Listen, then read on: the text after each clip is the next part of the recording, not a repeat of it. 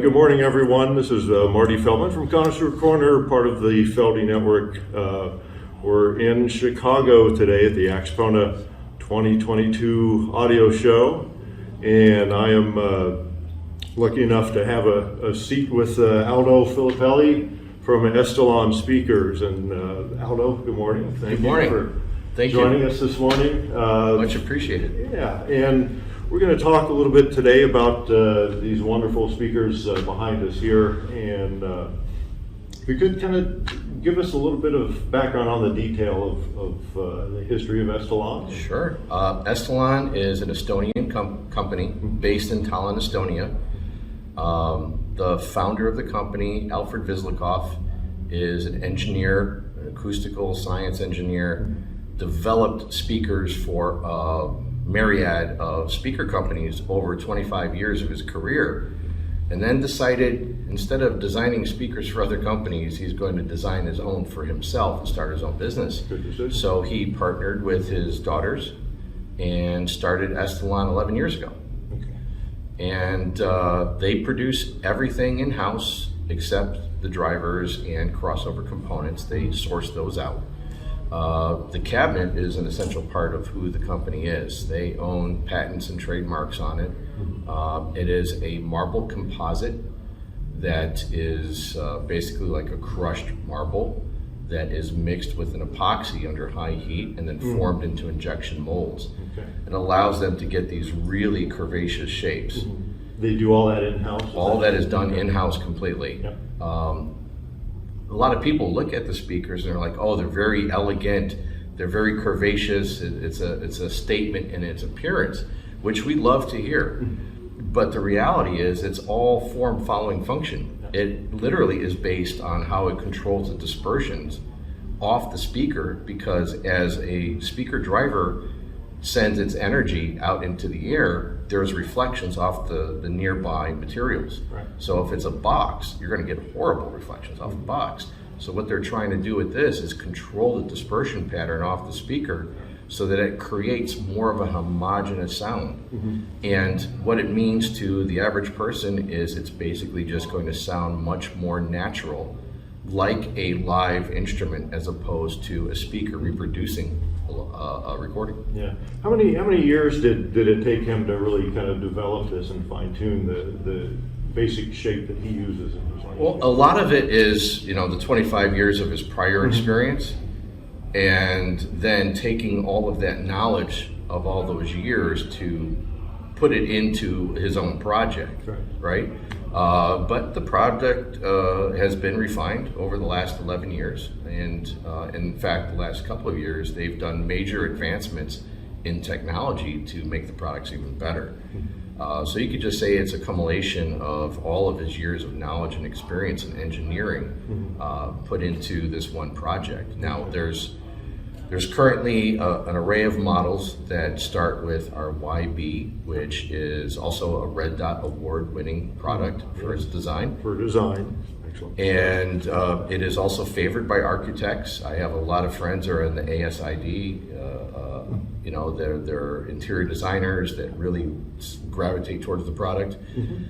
That model starts at $27,000 a pair, and then we go up gradually through, I believe, about 6 core models until we get to the flagship model, which is called the Extreme. We don't have that here. That is a beast of a speaker. It's over 550 pounds a piece. The speakers that we have here are the Forza. The Forza has been a new model, basically, since 2019. It's the newest model in the range as far as ground-up design. And it's one of the most successful. These speakers retail for $159 a pair, $159,000 a pair. And they're available, and you can get custom finishes and pretty much on all your speaker line, I believe? So there is selected finishes and premium options for each of the models. But then, yes, if we get a Pantone code and the paint is available, it has to be automotive grade enamel. Right. And if we could access the paint, then we could give a quote for a custom color. One of the things that I appreciate most about the painting is it's a laborious process. They don't use high heat to cure. They let it cure naturally. Okay. They found that under high heat it could cause imperfections in the finish because Sure. you're forcing it to cure too A fast. little more orange peel, that type. Orange peel and things like that, ripple. So these are typically about 12 to 15 coats depending upon the model. And each one is cured and then hand sanded and then another coat applied. It can take so long, 12 weeks, 14 weeks just for the painting. Sure. What is this? A lot of speaker manufacturers build their own speakers in-house.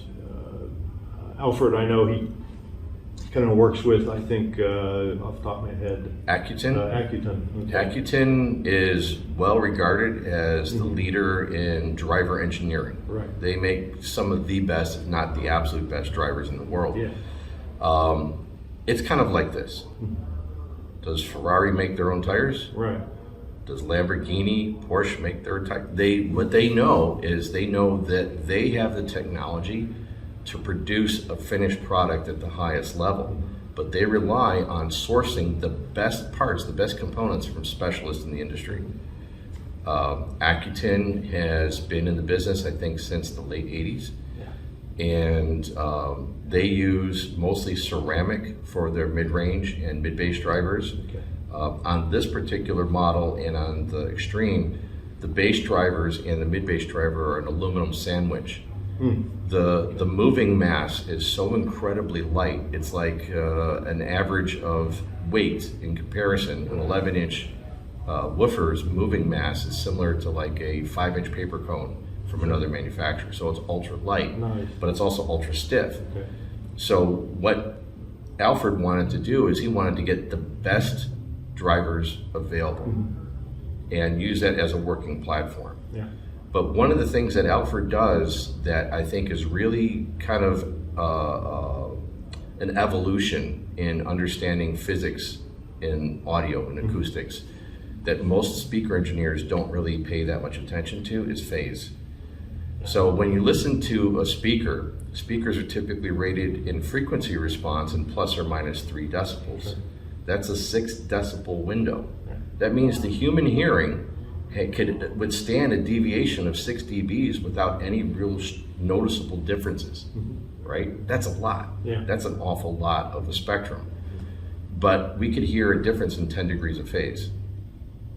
Phase is what allows us to pinpoint sounds. Yeah. It's part of that hunter-gatherer instinct that we have.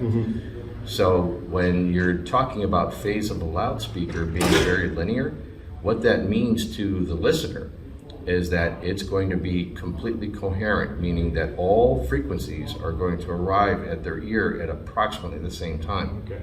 So what you end up listening to is homogeneous one-point source, as opposed to 4 drivers or 5 drivers arriving at different times. Yeah. Yeah.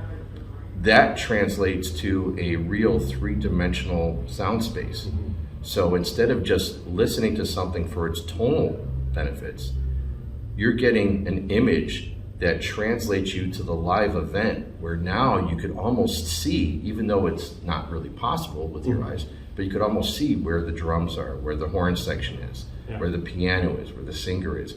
And it develops an air of 3-dimensionality around that instrumentation or that vocal. Yeah, which is just key in really the goal of the whole high-end audio industry. Essentially, you want that there effect.